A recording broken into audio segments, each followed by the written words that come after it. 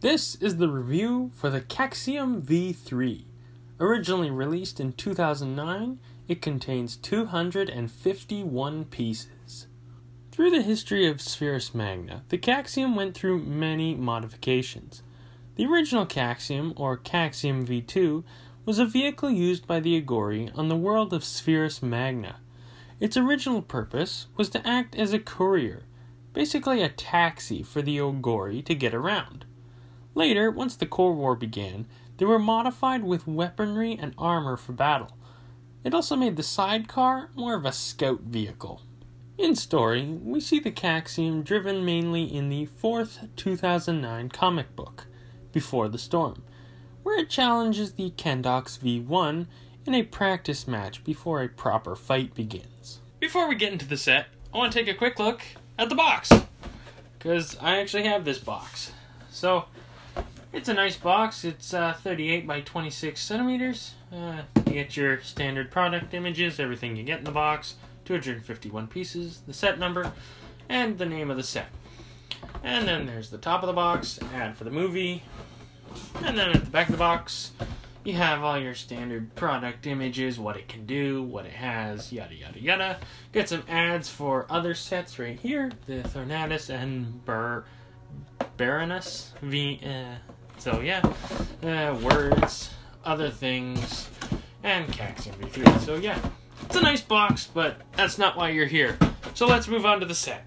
The Agori we see pilot the Kaxium are Kerberos and Skidonius. Kerberos is described as having a bit of an attitude, as well as being really over-competitive, to the point where he tries to show up his partner while piloting, which has proved to cost them arena matches. He pilots the main section of the Kaxium. Skidonius is a show-off, often boasting about his achievements. Tarduk also has described Skidonius as kind of a creep. He pilots the smaller side section of the Kaxium. Together, they make a very unruly pair that can work fairly well together in the arena, but despise each other as soon as all the formalities are forgone. Kerberos is the one with the blue torso, where Skidonius is the one with the black torso. In terms of build, they're completely identical, except the color scheme. That's what differentiates them. So, we'll take a look at Kerberos, because he's a little more visually appealing, doesn't add an extra blue. Anyway, so they both have this more upright Avmatoran torso. All their limbs are made up of these pre-bent Avmatoran pieces, and then they both feature the exact same molded hands. At the legs, you have that bent limb, and then at the feet, they both mix it up by adding in a Metru foot, which is a nice touch. At the head, they both have a trans-blue Glutorian head. And then they have their standard silver helmet, which is reversible, just so you know, which I'll get into that in a different video. But yeah, they're pretty simple. They're both identical, nothing too fancy. Articulation-wise, you have ball joint at the shoulder, so you get a full range of movement, can go all the way around, anything you want. And then at the wrist, you can get the full swivel, bend, curl, whatever you want. At the head, you can turn that far before the helmet starts running into things. You can look up, only about that far, and down that far before the head and the helmet start running into things. In terms of the legs, you can kick that far forward, all the way back. They can do more than the full splits, because it's a ball joint, and you get full range. And then you get full range of movement at the foot. Nothing really hindered. It's a ball joint, again. So, no hinged ball joints, just straight ball joints.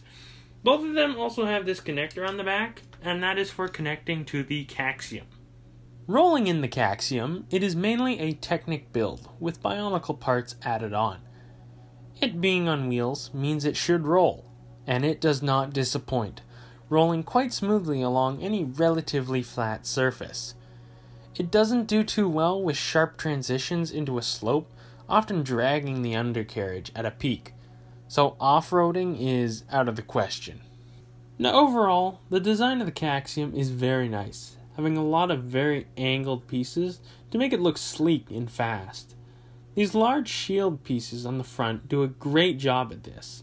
These pieces are also on the back of the large section of the vehicle, which covers up part of the rear wheel.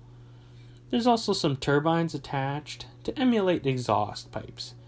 This is tied in very nicely with some ribbed hoses, which go all the way up to the front where the engine would supposedly be. Lifting the hood only gives you space where the pilot can set their feet. Alright, so getting the pilots into the Kaxium, we're just going to bring in Kerbraz here.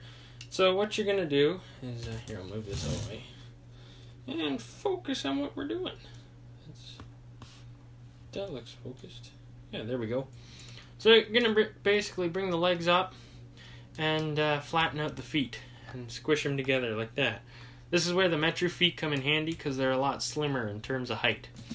And you bring in the Kaxium here and move down and adjust the focus. There we go. And so now the connector on, hold on, I'm not focused again. Shoot. There we go. And then the connector on the back is just going to plug into these two pinholes here. And you just plug him in like that. And he connects that easily. So now he won't fall out. Then you bring down the hood. And you connect the hands to the axles.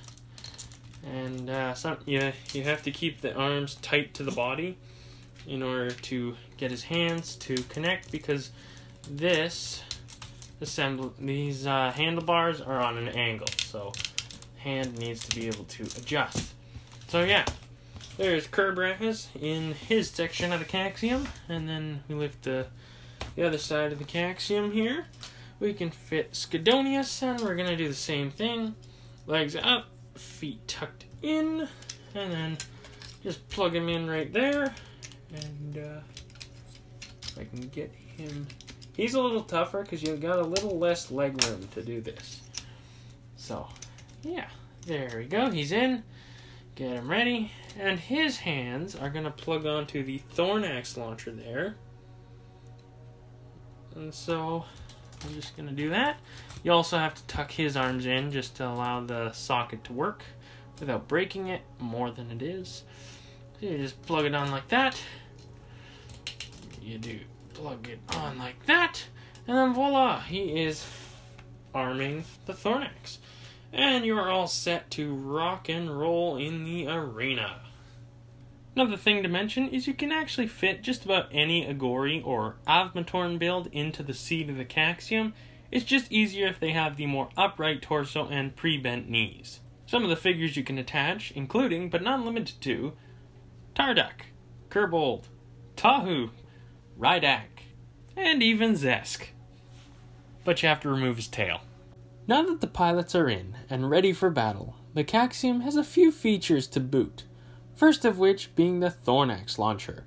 Just insert a Thornax, squeeze the sides, and now the Thornax gets launched pretty far, and because of the spikes, it goes in every which direction, sort of like a bouncing football.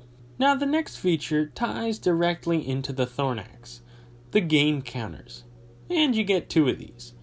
One on the main Kaxium and one on the sidecar. These act as your health while playing the Bionicle action figure game.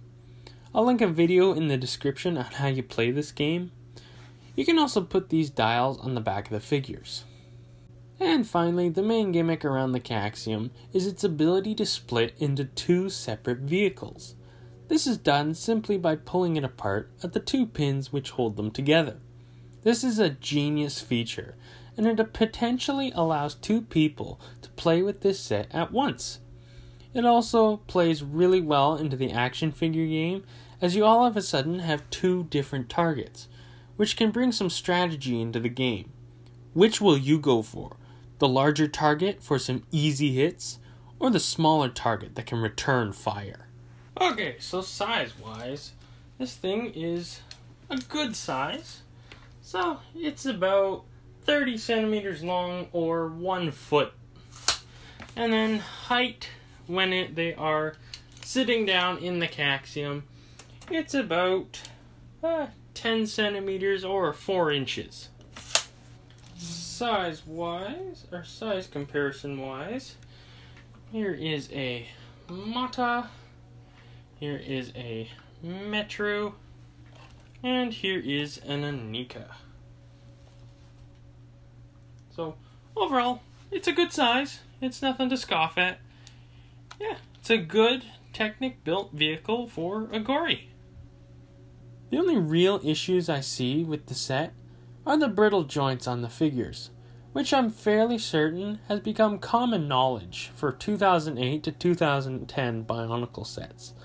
Other than that, the Kaxium itself is a really solid Technic build, albeit with some gaps, but that should be expected to some degree with Technic builds. And that's the Kaxium V3, a great Technic vehicle set that has a lot of playability.